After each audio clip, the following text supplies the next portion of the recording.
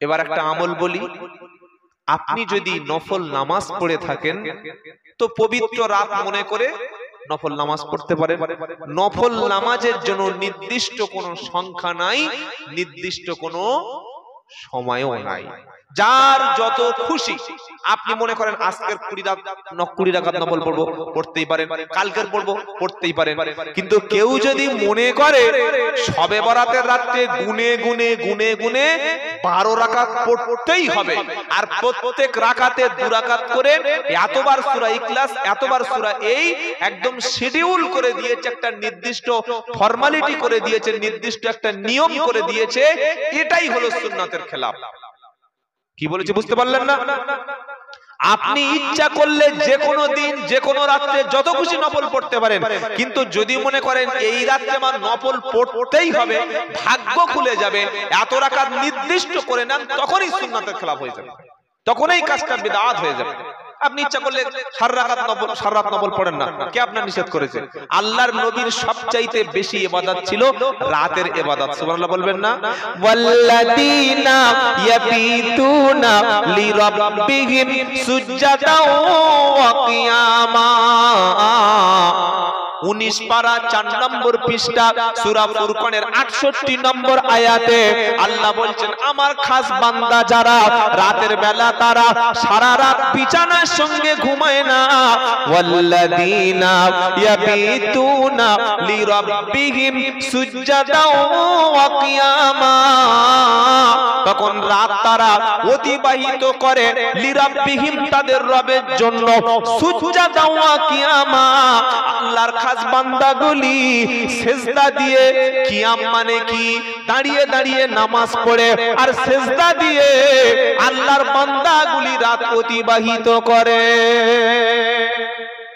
আল্লাহর নবী সাল্লাল্লাহু আলাইহি সাল্লাম তিনি নামাজ পড়তে পড়তে তার কদম মোবারক ফুলে যেত। নবী যখন রাতের নফল নামাজ পড়তেন, যে রাতে আল্লাহর নবী আয়েশা সিদ্দিকার বাড়িতে থাকার পালা, নবীজি সিজদায় গিয়ে ঘন্টার পর ঘন্টা, মিনিটের পর মিনিট সিজদায় পড়ে আছেন। এত লম্বা সিজদা দিতেন, এত উম্মতের জন্য কাঁদতেন। আম্মা জান আয়েশা সিদ্দিকা রাদিয়াল্লাহু তাআলা আনহা তিনি ভাবছেন নবীজি মনে হয় মারা গেছেন, এই রকম লম্বা সিজদা দিতে। সুবহানাল্লাহ বলবেন না? তো আপনি যদি মনে করেন নফল পড়বেন, কে আপনার নিষেধ করেছে? কিন্তু সবাই মিলে একসঙ্গে মসজিদে গিয়ে সারা রাত নফল, এটা সুন্নাহর খেলাফ। নফল নামাজের জায়গা কিন্তু নিজের ঘর। কি বললাম বুঝতে পারলেন না? ফরজ নামাজের জায়গা মসজিদে, নফল আর সুন্নাত নামাজ নিজের ঘরে, এটাই সবচাইতে বেশি সওয়াব। সমস্ত উলামায়ে কেরামরা বলেছেন, বলুন সুবহানাল্লাহ। তাহলে আপনি নফল পড়ুন, অসুবিধা নাই, কিন্তু নির্দিষ্ট ফর্মালিটি করে নিয়েছেন, এত রাকাত না পড়লে হবে না, সেই ক্ষেত্রে সুন্নাতের খেলাফ হয়ে যাবে। 3 নম্বর, মানুষ শবে বরাতের রাতে এখনো হালুয়া আর এখনো রুটি তৈরি করে। করে কি করে না? 5 কেজি চালের আটা আর হালুয়া করে আসরের নামাজে মায়েরা বসলো, আসরের নামাজের আগে আসর কাজা, মাগরিব কাজা, ঈশা কাজা, রাত 10টা পর্যন্ত হাঁড়ির পাশে থেকে হালুয়া, রুটি, হাঁসের গোশত আর বড় বড় দেশি ব্রয়লার মুরগি জবাই করে রাত 12টা থেকে কি রান্না বান্না শেষ করে বসে আছে। স্বামী আসবে, সারা রাত নফল নামাজ পড়ে এসে খাবে। ওই খেয়ে যে দুটো মাল শুয়েছে, উঠছে সকাল 10টা। ফেরেশতারা কবরে গিয়ে দেখছে এত বড় মাছ, 6 ফুট মাছ নিয়ে বসে আছে। বললে আল্লাহ কি হলো? সারা রাত সব রাত পড়েছি। ফেরেশতারা বলছে শো, লুঙ্গি খুলে পিটবো। বললে কেন? বললে নফল পড়লে কিন্তু ফজরে কোথায় ছিলে বলো? আগে আল্লাহ ফরজ সম্পর্কে জিজ্ঞাসা করবে। কথা মনে থাকবে ইনশাআল্লাহ। যার জোহর নাই, আসর নাই, মাগরিব নাই, ঈশা নাই, ফজর নাই, তোর আমার নফল কি রে? পাজামা পরেনি, লুঙ্গি পরেনি, পাঞ্জাবি পরেনি, মাথায় পাগড়ি পরিয়ে আল্লাহু আকবার দিনের বেলা লাইট মেরে ঘুরছে। কি বলছি বুঝতে পারছেন না? যার নফল নাই, ফরজ নাই, তার নফল কবুল হবে না, এটা মনে রেখে দেবেন। ওলামাদের জিজ্ঞাসা করবেন, আমার কথা শুনে আপনি বিশ্বাস কেন করবেন? আমি বারবার সব জলসায় বলি, আমার কথা শুনে আমল করবেন না। কাল সকালে এলাকার যোগ্য আলেমদেরকে জিজ্ঞাসা করবেন যে ইনি ঠিক বলে গেলেন না ভুল বলে গেলেন। যদি ওলামায়ে কেরামরা কোরআন সুন্নাহ থেকে আমার পক্ষে বলতে কথা আমল করতে বলেন তবেই মেনে নেবেন। আমি বলে গেলাম আপনি মেনে নেবেন অন্ধের মতো, না, এটা তো অন্ধ হয়ে গেল। তাহলে আপনারা, যার ফরজ নাই তার নফল ইবাদত কবুল হবে না। তাই নিয়ত করুন ফরজ নামাজ পড়ব ইনশাআল্লাহ। 5 ওয়াক্ত ফরজ পড়ুন, এশার নামাজ জামাতে পড়ে ঘুমাবেন, ফজরের নামাজ জামাতে পড়বেন, সারা রাত নফল নামাজের সওয়াব হবে। সুবহানাল্লাহ বলবেন না? 2 নম্বর হলো, যে রাতে মুসলমান মনে করে এটা ভাগ্য খুলে যাওয়ার রাত, এই রাতটি আমাদের কপাল খুলে যাওয়ার রাত। আল্লাহর নবী সাল্লাল্লাহু আলাইহি ওয়াসাল্লাম কি বলছেন শুনেন।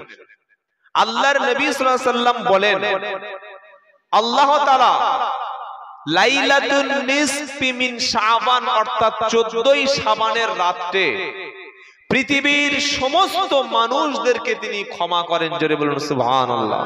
তবে দুটো মানুষের ক্ষমা হবে না। কটা? জোরে বলেন। 2 শ্রেণীর মানুষের ক্ষমা হবে না। 1 নম্বর কে? যারা মুশরিক। মুশরিকটা কি?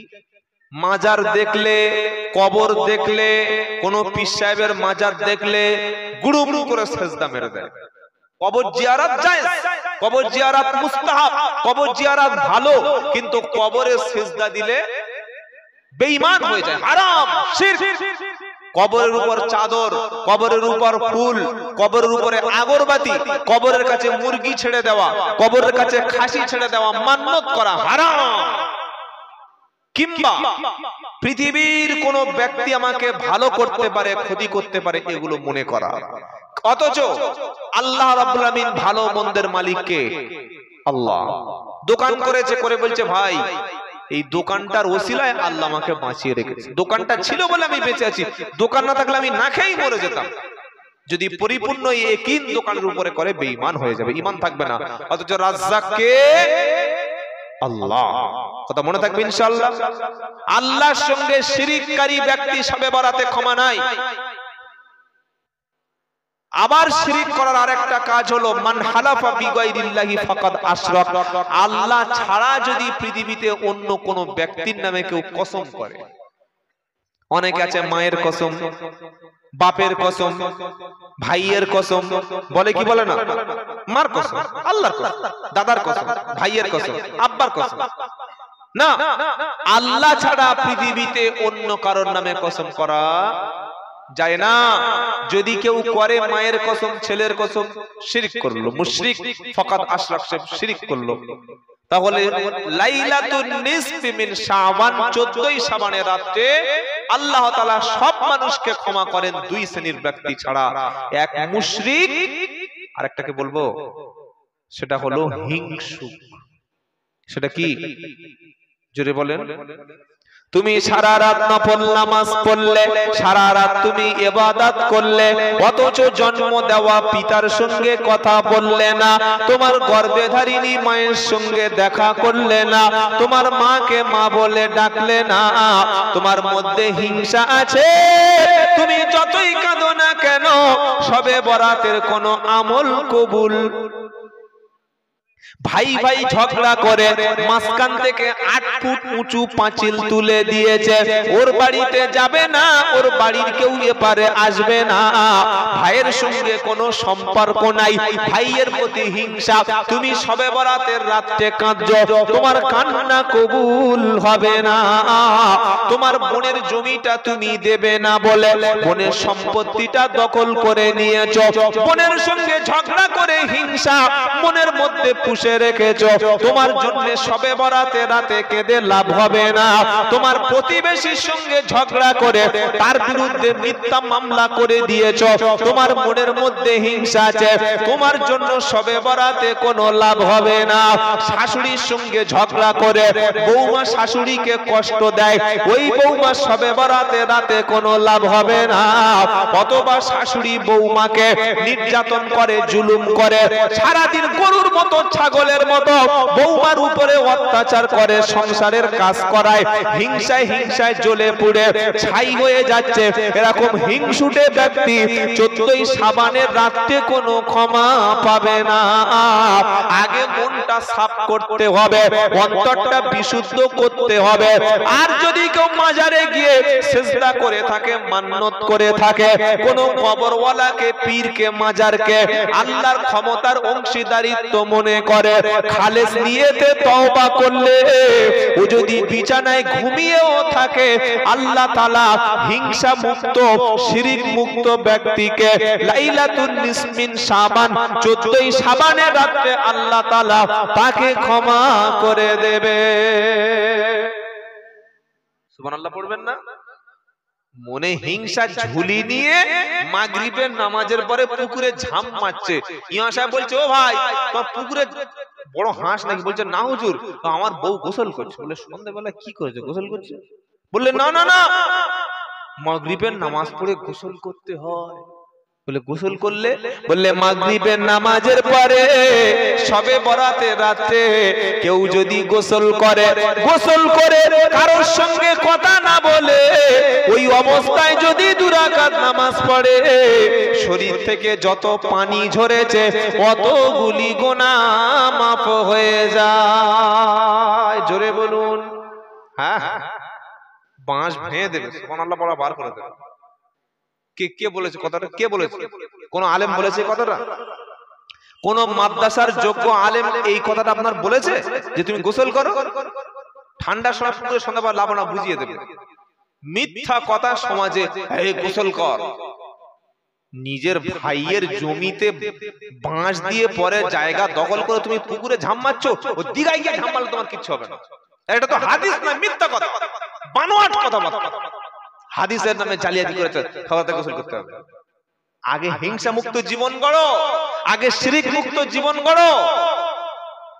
তাহলে এতিমের নাম করে যারা চাঁদা তুলে খায়, এতিমের নাম করে অর্থ সম্পদ যারা লুটপাট করে, তাদের পেটে কি খাচ্ছে? তাদের পেটে কি খাচ্ছে? আগুন খাচ্ছে। আবার এতিমকে যারা খাওয়ায়, আল্লাহ তাআলা কিয়ামতের দিন তাদেরকে জান্নাত দান করবেন। জোরে বলুন সুবহানাল্লাহ। আল্লাহ রাব্বুল আলামিন আবার তিনি বলছেন, ওয়ালা তাকরাবু মালাল ইয়াতীমি ইল্লা বিল্লাতী হিয়া আহসান। এটা 15 পারা 4 নম্বর পৃষ্ঠা 5 নম্বর লাইন সূরা বানী ইসরাইলে পাবেন। আমার আল্লাহ বলছেন, তোমরা এতিমের মালের কাছে যেও না, এতিমের সম্পদের নিকটবর্তী হয়ো না, যতক্ষণ এতিম ব্যক্তিটা, বাচ্চাটা, তার বাপ সম্পদ রেখে গেছে, তার নামে অনেক সম্পদ আছে, এই বাচ্চাটা যতক্ষণ সাবালক না হবে, যতক্ষণ সম্পত্তি কোনটা সে যাচাই বাছাই না করতে শিখবে, এতিমের মালের কাছে যেন তোমরা নিকটবর্তী হয়ো না। আর এতিমের লালন পালন করবে যারা, আগেই শুনিয়ে দিয়েছি নবীর সাথে তারা জান্নাতে যাবে। জোরে বলুন সুবহানাল্লাহ। তাহলে যে পয়েন্ট থেকে কথা বলছিলাম, আল্লাহ তার প্রিয় নবীকে দুনিয়ার শিক্ষা থেকে মাহরুম করেছেন কেন? প্রথম কারণ হলো নবীকে আল্লাহ লেখাপড়ার শিক্ষা দেয় নাই, উত্তর বলে দিয়েছি। দ্বিতীয় কারণ হলো আল্লাহর নবী ছিলেন সবচাইতে এতিম। সবচাইতে বড় এতিম কে ছিলেন? 5 বছর বয়সে মা মারা গেল। মা যখন মারা গেল, নবীর দাদু আব্দুল মুত্তালিবের কাছে বিশ্ব নবী তখন লালন পালন হচ্ছিল। আব্দুল মুত্তালিব নবীর দাদু। নবীর বয়স যখন 8 বছর 2 মাস, আব্দুল মুত্তালিব নবীর দাদু সেদিন মারা গেল। মারা যাওয়ার আগে নবীর চাচা বেঁচে ছিল আবু তালেব। দাদু তার নাতি মুহাম্মদ সাল্লাল্লাহু আলাইহি সাল্লামকে আবু তালেবের কাছে দিয়ে বলছে, বেটা আমার হাতে হাত দিয়ে শপথ কর, মুহাম্মদ সাল্লাল্লাহু আলাইহি ওয়াসাল্লামের বাবা বেঁচে নাই, মা তার বেঁচে নাই, আমি যতদিন বেঁচে ছিলাম তাকে খাওয়ার কষ্ট দিইনি, শীতের সময় কষ্ট দিইনি। কেউ মারতে আসলে আমি জীবন বাজি রেখে মুহাম্মদ সাল্লাল্লাহু আলাইহি সাল্লামকে রক্ষা করেছি, ওর বাপ মার কষ্টটা বুঝতে দিইনি। হে আবু তালেব, আমার হাতে হাত দিয়ে শপথ কর, আমার মুহাম্মদকে কোনো কষ্ট দিবি না। জোরে বলুন সুবহানাল্লাহ। আবু তালেব বললেন, আব্বা জান, আপনার ইন্তেকালের পরে যতদিন পর্যন্ত আমি বেঁচে থাকব, আমার ছেলে হযরত আলীকে যতটা না ভালোবাসি, তার চাইতে বিশ্ব নবী অর্থাৎ মুহাম্মদ মুস্তাফা সাল্লাল্লাহু আলাইহি সাল্লামকে ভালোবাসবো। এই আবু তালেবের কাছে মুহাম্মদ সাল্লাল্লাহু আলাইহি সাল্লাম লালন পালন হলো। অর্থ নাই, সম্পদ নাই, থাকার মতো খাওয়ার মতো তেমন ব্যবস্থা নাই। আল্লাহর নবীর এত অবস্থা, গরিবী হালতে ছিল। আবু তালেবের সঙ্গে ব্যবসা করতে যেত, এমনকি মাঝে মাঝে ছাগল নিয়ে তিনি রাখালের ভূমিকাও মুহাম্মদ সাল্লাল্লাহু আলাইহি সাল্লামকে পালন করতে হতো। আল্লাহর নবীকে আল্লাহ তাআলা এই গরিবী অবস্থা থেকে শিক্ষার কোনো সুযোগ আর পেল না। ক নম্বর হলো, কটা পয়েন্ট বলেছি লেখাপড়া না শেখার? দুটো। এখানে আছেন তো নাকি বাড়িতে চলে গেছে মন? এখানে সব আছেন তো? দেখি নারাই তাকবীর। এইরকম ঝাঁজ আপনাদের। আল্লাহু আকবার, আল্লাহু আকবার, নারাই তাকবীর। জোরে হয়েছে হযরত? পেটে পড়েনি? পেটে পড়েনি মানে? আহা, না না, বলবেন না, বলে সব পালান। গোশের কথা বলা যাবে না। বাঙালি মানে গোশ যেখানে সেখানে দিয়ে দেবে। কুকুর জবাই করে খাওয়ালে চলে যাবে। এই হাসছে, কুকুর জবাই করে খাওয়া জানেন না? কলকাতার হোটেলে ধরা পড়েছে গত 3 বছর আগে। হোটেলের সামনে লেখা ছিল বিশাল সাইনবোর্ড দিয়ে, বিশাল বিখ্যাত রেস্টুরেন্ট। পরে খবর পাওয়া গেল মাংসগুলো কুত্তার মাংস দিচ্ছে।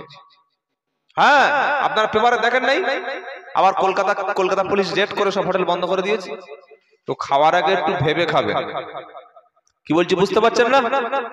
খাওয়ার আগে হোটেলগুলিতে একটু ভেবে খাবে। যেখানে সেখানে গিয়ে ভাই মাংস আছে, মাংস না খেলে যেন মরে যাবে। এখান থেকে মুর্শিদাবাদ বেড়াতে গেছে, মালদায় বেড়াতে গেছে, দীঘায় বেড়াতে গেছে, পুরীতে গেছে, সুন্দরবন গেছে, তারপরে বকখালিতে গেছে, দেখে দেখে মাংস আছে। বলে হ্যাঁ আছে।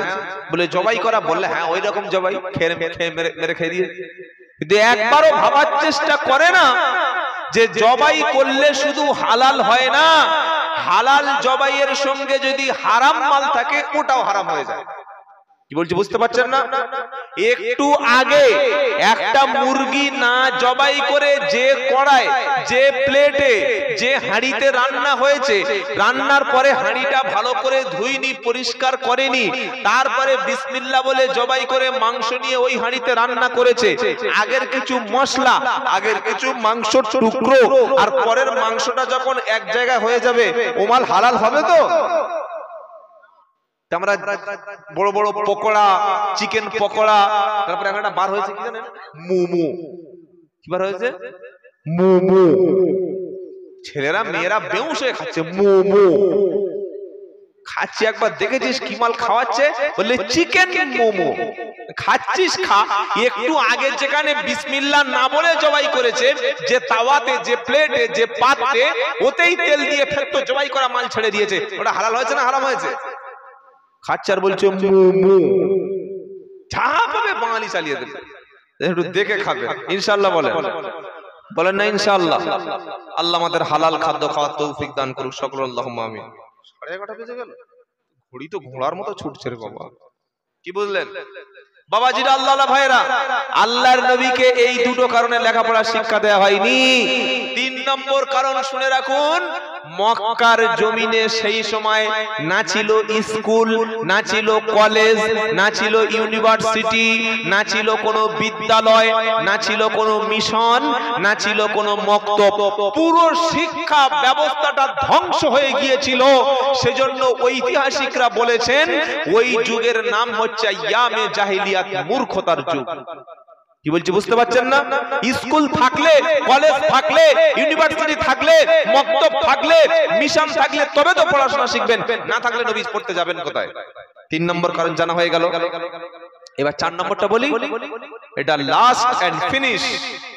4 নম্বর কারণ হলো পৃথিবীর যত জ্ঞানী মানুষ হোক না কেন, পৃথিবীর যত বড় শিক্ষিত ব্যক্তি হন না কেন, তিনি যত বড় শিক্ষিত হন না কেন, তিনি যখন পড়াশোনা কাউকে শিক্ষা দেবেন, নিজের জ্ঞানে, নিজের মতে, নিজের মতো করে তিনি শিক্ষা দেবেন। তার মাথার জ্ঞান তো সীমিত, তিনি মানুষের তৈরি বই থেকে তো পড়াশোনা শিক্ষা দেবেন। হাই স্কুলে ইতিহাসের স্যার যখন ইতিহাস থেকে ক্লাস করে, ওটা নিজের লেখা বই না অন্য একটা ঐতিহাসের লেখা বই, অন্য ঐতিহাসিকের লেখা বই, যে বই থেকে পড়া দিচ্ছে শিক্ষা, ওই জ্ঞানটা তো সীমিত। যিনি বিজ্ঞান থেকে শিক্ষা দিচ্ছেন তার জ্ঞান তো সীমিত। আবার যিনি রসুলকে যদি কোন দুনিয়ার শিক্ষক শিক্ষা দিত, রসুলকে আল্লাহর দুনিয়ায় যদি কোন হুজুর রসুলকে আলিফ কোনটা, বা কোনটা, তা কোনটা, সা কোনটা, নুরানি কায়দা কিংবা কোরআনের কোন শিক্ষা, ইলমের কোন অধ্যায় যদি আল্লাহর নবীকে দুনিয়ায় কোন মাস্টার কিংবা হুজুর যদি নবীর গুরু হতো, পরবর্তীকালে বলতো মুহাম্মদ সাল্লাল্লাহু আলাইহি সাল্লাম যত বড় নেতা হোক না কেন, আমি মুহাম্মাদের গুরু। বলবে কি বলবে না?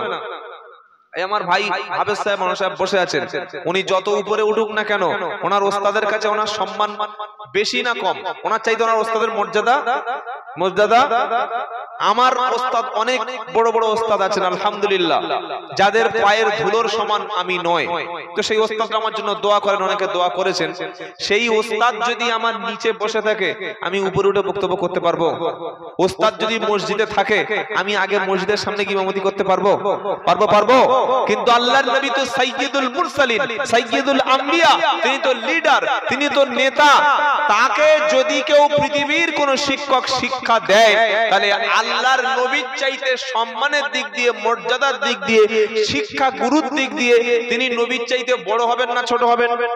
জোরে বলেন। আর আল্লাহ কি চাইছেন? আল্লাহ চাইছেন আমার পরের মর্যাদা, আমার পরের স্থানটা, আমার পরের সম্মানটা আমি পৃথিবীতে একজন ব্যক্তিকেই দেব, তিনি হচ্ছেন মুহাম্মদ মুস্তাফা সাল্লাল্লাহু আলাইহি সাল্লাম। জোরে বলবেন না সুবহানাল্লাহ?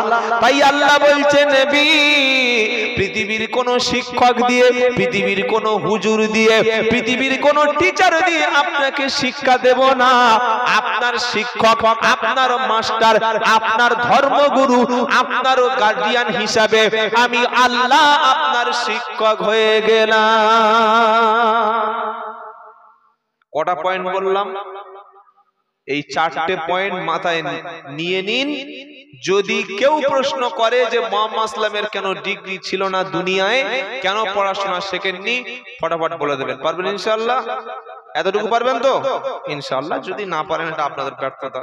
বাবাজিরা, আল্লাহ ভাইরা, আমি আলোচনা করছিলাম যে মাদ্রাসা শিক্ষার প্রয়োজন আছে কি নাই। 2 নম্বর হলো তামাম পৃথিবীতে যে চক্রান্ত সবচাইতে বেশি চক্রান্ত করা হচ্ছে, এই চক্রান্ত হলো মুসলমানের ঘরের ছেলেরা যাতে বেদিন হয়ে যায়, নাস্তিক হয়ে যায়, মাতাল তৈরি হয়, মদখোর তৈরি হয়, তারা যেন ইসলামের কাছে না যেতে পারে, আলেমদের কাছে না যেতে পারে, দ্বীনের কাছে না যেতে পারে, কোরআনের কাছে না আসতে পারে, তার জন্য যত রকমের প্রচেষ্টা সব করা হচ্ছে।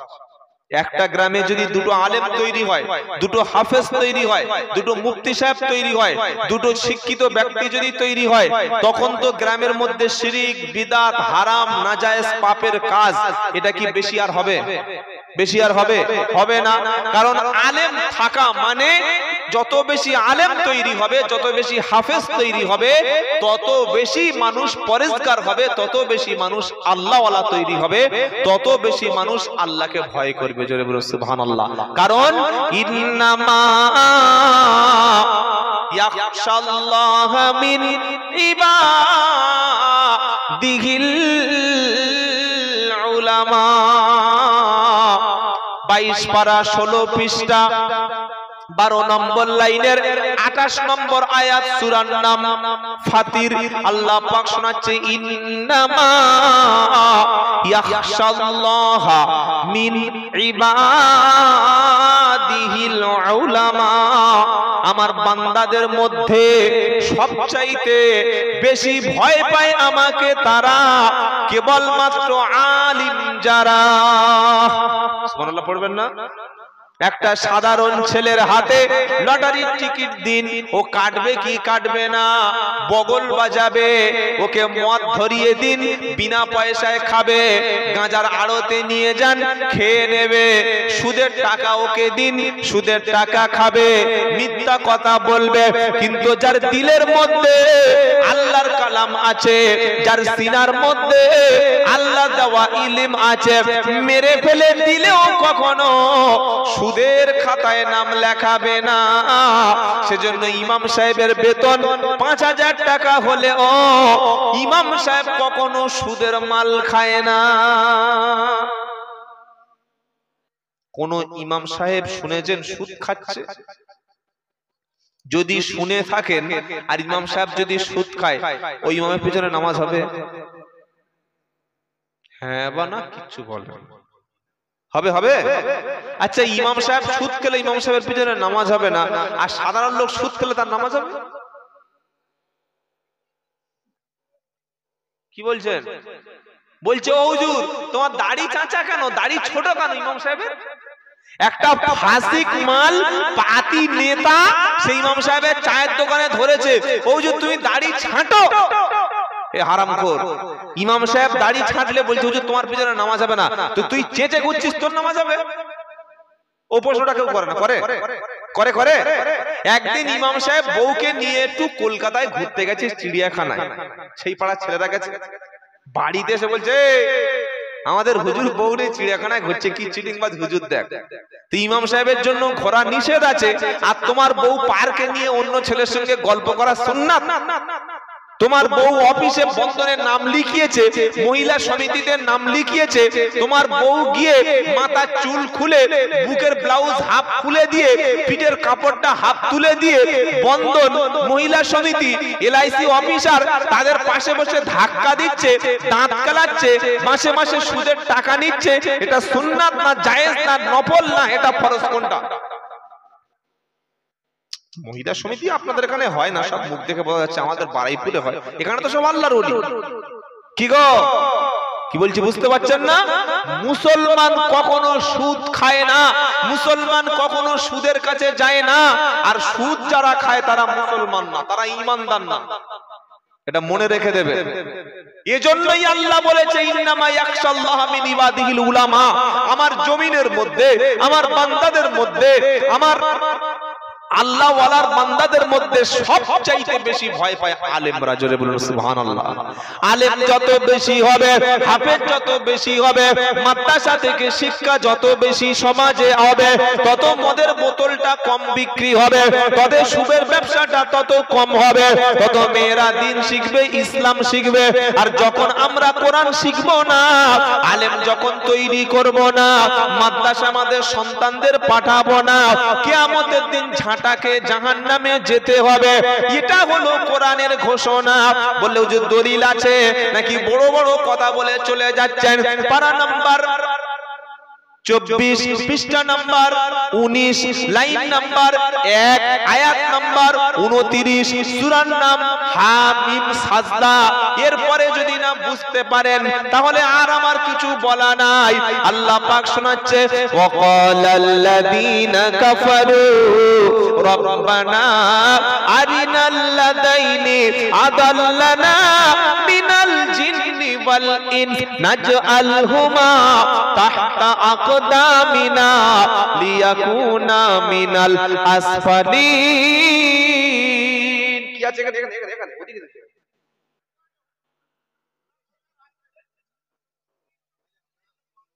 বাল্যবেলার জীবন কাহিনী ইউটিউবে আছে, শুনে নেবেন। এখন বাল্যবেলার জীবনী বলার সময় নয়, ওটা বই পড়ে নেবেন। যতটুকু বললাম একটা হিসাব করে, ওটা আর অন্য সময় হবে। রাগ করবেন না বাবা, খুব বড় আশা করে লিখেছে আলহামদুলিল্লাহ, কিন্তু বলতে গেলে তো 3 ঘন্টা সময় চলে যাবে, ওটা অন্য একদিন হবে ইনশাআল্লাহ। এবার হযরত বলছে একটু জাহান্নামের ঘটনা বল। উনি বাল্যকালীন জাহান্নাম, কোন দিকে যাবো বুঝতে পারছেন না, একটু জাহান্নাম বলি।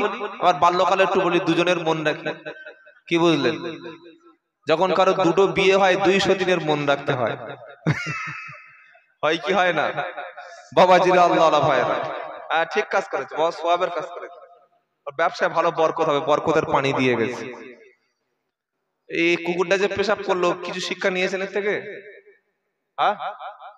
কুকুর যে ঠ্যাং তুলে মুতেছে, কিছু শিক্ষা কুকুর থেকে নেওয়া গেছে? নেন নাই? 1 নম্বর শিক্ষা, এখান থেকে আমি শিক্ষা দিয়ে দিচ্ছি, নিয়ে নেন। ওমা ইয়াতাযাক্কারু ইল্লা উলুল আলবাব, যারা প্রকৃত জ্ঞানী আল্লাহ পাক বলছেন তারাই শিক্ষা গ্রহণ করে। সুবহানাল্লাহ বলেন। তো এই যে কুকুর ঠ্যাং তুলে বক্সটা ভিজিয়ে দিয়েছে না, কুকুর কোনদিন দেখেছেন ঢালাই রাস্তার মাঝখানে মুতছে, জমিনের উপরে ফাঁকা মাঠে পেশাব করছে? ও যদি জাতের কুকুর হয় কোনদিন করবে না, ও যদি বংশের ভালো বংশের কুকুর হয়। ও ঠিক একটা বাঁশ, গাড়ির টায়ার, ঘরের দেয়াল কিংবা নাড়ার বড় বড় গাদা হয় না, আপনারা কি বলেন? গাদা। ওই নাড়ার গাদার গায়ে, টায়ারের গায়ে, বাড়ি বা বাঁশের গায়ে একটা পা তুলে এরকম হালকা এরকম শুয়ে মাইনাস করে চলে যাবে। আচ্ছা, কুকুর কেন ওরকম পেশাব করে, নিচে কেন করে না বলতে পারবেন? ওটা বলার জন্য একটু ভাবতে হবে। বলুন যে আপনি কি ভেবেছেন বলুন, তাহলে আপনি শুনুন। আপনি যখন ভাবতে পারেন তাহলে আমারটা শুনুন।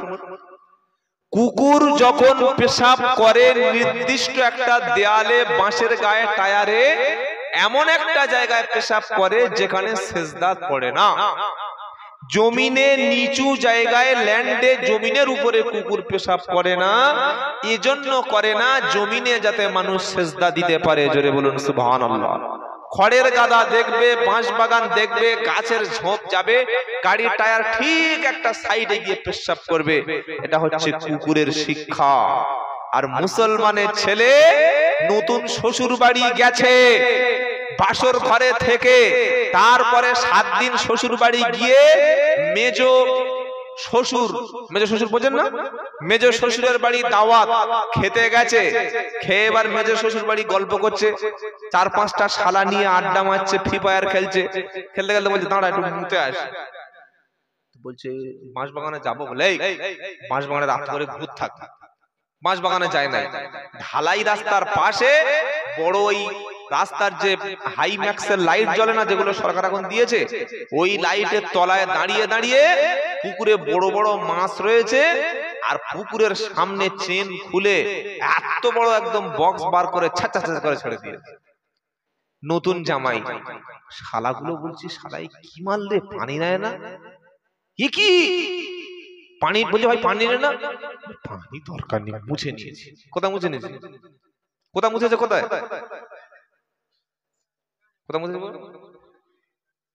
প্যান্টে মুছে নিয়েছে।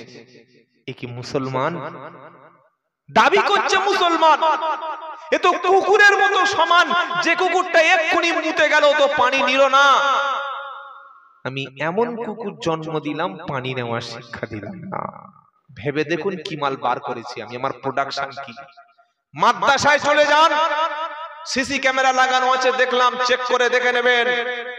5 বছর, 7 বছর, 8 বছর, 10 বছর, 12 বছরের ছেলে পড়ে। রাত 3টের সময়, 2টোর সময়, রাত 2:30টার সময়, সকালে, সন্ধ্যায়, যখন বাচ্চাটা পেশাব করছে, বসে না দাঁড়িয়ে, বসে বসে, শুধু বসে না, বসার সময় আদবের সঙ্গে মাথায় একটা কাপড় ফেলে দেয়। আর কি করে? বাম হাত দিয়ে ইস্তেঞ্জা করে। আর কি করে? পেশাব করার পরে পানি নেয়। আর কি করে? বাম পা দিয়ে প্রবেশ করে। আর কি করে? ডান পা দিয়ে বাইরে আসে। আর কি করে? ভিতরে যায় দোয়া পড়ে, বাইরে আসে দোয়া পড়ে। সুবহানাল্লাহ বলবেন না? এটাই হলো আপনাদের টাকা পয়সা ঘাম ঝরানো দিয়ে ছেলেদের পিছনে খরচ করছেন। এটাই হলো তাদের পবিত্র মেহনতের ফসল। এটাই হলো ওলামাদের অবদান। এটাই হলো মাদ্রাসার শিক্ষা। আর এটাই হলো ইন্নামা ইয়াখশাল্লাহ মিন ইবাদিহিল উলামা। বলে হুজুর ও তো পেশাব করে পায় না, কি লাভ আছে বলুন তো? আল্লাহর নবী কবরস্থানের পাশ দিয়ে হেঁটে যাচ্ছিলেন, নবীজি হঠাৎ দাঁড়িয়ে গেলেন, দেখতে পেলেন দুটো কবরে ভীষণ আযাব হচ্ছে। আল্লাহর নবী দুটো কবরওয়ালার জন্য মাগফিরাতের দোয়া করলেন। খেজুর গাছের একটা ডাল মাঝখান থেকে দুটুকরো করে বিশ্ব নবী দুটো কবরের উপর পুঁতে দিলেন, আর সাহাবাদের বললেন এই দুটো কবরে আযাব হচ্ছে। আযাব হওয়ার কারণ কবর দুটো খুব বড় ভয়ঙ্কর সন্ত্রাসী ছিল না, কবরের বাসিন্দা দুটো বড় জঙ্গি ছিল না, মাতাল ছিল না, সুদখোর ছিল না, লটারির টিকিট বিক্রি করত না, দুটো এমন পাপ করত, পাপটাকে তারা ছোট মনে করত, এক নম্বর কাজ করত, লোকের গীবত করে বেড়াতো, এর কথা তার পিছনে লাগিয়ে দুজনে যখন ঝগড়া করত ইমাল বোঝে বোঝে সুরসুর করে বসে বসে মজা নিত। এরকম আল্লাহর ওলি আছে না নাই? ছেলে আর ছেলের বউকে দুজনে ঝগড়া লাগিয়ে শাশুড়ি তসবিহ নিয়ে জিকির করে, এরকম আছে না নাই? জোরে বলুন। বড় জা আর মেজো জা দুজনে ঝগড়া লাগিয়ে দিয়ে রাতের বেলা তাহাজ্জুদ পড়ে, এরকম শয়তান আছে না নাই? দুই ভাইয়ের মধ্যে ঝগড়া লাগিয়ে দিয়ে পাড়ায় দুটো পার্টি অফিসে ঝগড়া লাগিয়ে দিয়ে দুটো দোকানের মধ্যে ঝগড়া লাগিয়ে দিয়ে বসে বসে আল্লাহ আল্লাহ জিকির করছে, এ হলো ফার্স্ট ক্লাস জাহান্নামী।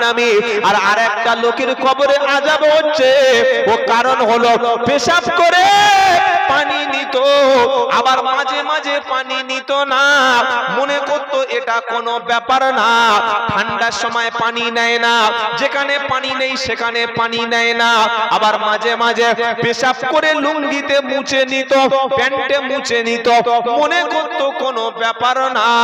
আল্লাহর নবী বলছে এজন্য আল্লাহর কবরে ধুনে দিচ্ছে, পেশাব করে পানি না নিলে ভয়ঙ্কর শাস্তি আছে। হাই স্কুলে বাচ্চারা বার হয়েছে পেশাব করে পানি নেয়, কলেজে ইউনিভার্সিটি নেবে না, মাদ্রাসা থেকে পড়ে বার হয়েছে, আল্লাহি আল্লাহর কসম করে বলছি অন্তত নবীর সুন্নাত অনুযায়ী পবিত্রটা শিখে নেবে। জোরে বলুন সুবহানাল্লাহ। আর পবিত্র যারা জান্নাতি হলেন তারা সুবহানাল্লাহ বলবেন না? এবার যেটা শোনাচ্ছিলাম, ওয়াকালাল্লাযীনা কাফারু রব্বানা আরিনাল্লাযাইনি আদাল্লানা মিনাল জিন্নি ওয়াল ইনস নাজআলহুমা তাহতা আকদামিনা লিয়াকুনা মিনাল আসফালিন। 24 পারা 19 পৃষ্ঠা সূরা হামিম সাজদার 29 নম্বর আয়াত। মানুষ যখন জাহান্নামে যাবে, আল্লাহ যখন ফয়সালা করে দেবে যাও তুমি জাহান্নামে যাও, জাহান্নামে যাওয়ার আগে আল্লাহর কাছে বলবে রব্বানা আরিনাল্লাযাইনি আদাল্লানা মিনাল জিন্নি ওয়াল ইনস, ও রব্বুল আলামিন আল্লাহ, মানুষ এবং জিনদের মধ্য থেকে, আমার বাপ মায়ের মধ্য থেকে, আমার যারা গার্জিয়ান অভিভাবক তাদের মধ্য থেকে আমি জাহান্নামে এসেছি, যারা সত্য আমাকে চিনতে দেয়নি, যারা আল্লাহ আমাকে চিনিয়ে দেয়নি, রাসূলকে আমাকে জানায়নি, নামাজ জিনিসটা আমাকে শিক্ষা দেয়নি, কোনটা হালাল কোনটা হারাম এটা শিক্ষা দেয়নি, যারা আমাদের জাহান্নামে আসতে বাধ্য করেছে ওদেরকে তুমি দেখিয়ে দাও। এজন্য জন্ম দিলে পাপ হয় না, কুকুরও জন্ম দিতে পারে, শুকরেও জন্ম দিতে পারে, মুসলমান জন্ম দেওয়ার পরে ছেলে এবং মেয়েকে আগে দেবে শিক্ষা। আগে কি দেবে? আগে কি দেবে? শিক্ষা। কোন শিক্ষা? যে শিক্ষা মদ বিক্রি করতে শেখায়, যে শিক্ষা সুদের ব্যবসায় নাম লেখায়, যে শিক্ষা আপনাকে স্ত্রীর ল্যাংটা পোশাক পরে বউ নিয়ে রাস্তায় বার হয়, যে শিক্ষা লটারির টিকিট কাটতে বলে, যে শিক্ষা আপনাকে দাঁড়িয়ে পেশাব করতে বলে, যে শিক্ষা নিজের মায়ের পেটের ভাই সম্পত্তি হরণ করতে বলে, যে শিক্ষা ভাইকে খুন করতে বলে, এটা শিক্ষা? এটা শিক্ষা? ওই অরিজিনাল শিক্ষাটার নাম হচ্ছে আল্লাহর পক্ষ থেকে ইলম অর্জন করা, যেটা নবী বলে গেছেন তলাবুল ইলমি ফারিজাতুন আলা কুল্লি মুসলিম। ওই শিক্ষাটা তোমার ফরজ, তোমার মেয়ের উপরে ফরজ, তোমার ছেলের উপরে ফরজ, তোমার স্ত্রীর উপরে ফরজ। ও শিক্ষা তোমার উপরে ফরজ। যে শিক্ষা শিখলে মানুষ হওয়া যায়, যে শিক্ষা শিখলে আল্লাহ চেনা যায়, যে শিক্ষা শিখলে নামাজ চেনা যায়, যে শিক্ষা শিখলে হালাল চেনা যায়, ওটাই হলো শিক্ষা। আর যেটা হালাল হারামের পার্থক্য করে না, জায়েজ না জায়েজের পার্থক্য করে না, শিরক বিদআতের পার্থক্য করে না, সুন্নাত আর গায়র সুন্নাতের পার্থক্য করে না, ওটা কোনোদিন শিক্ষা হতে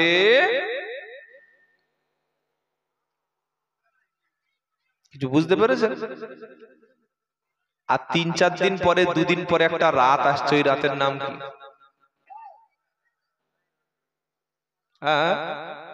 আচ্ছা, আপনারা দুজনে কি পালিয়ে যাচ্ছেন নাকি বদদোয়া করতে করতে চলে যাচ্ছেন? আচ্ছা ঠিক আছে, জানতাম।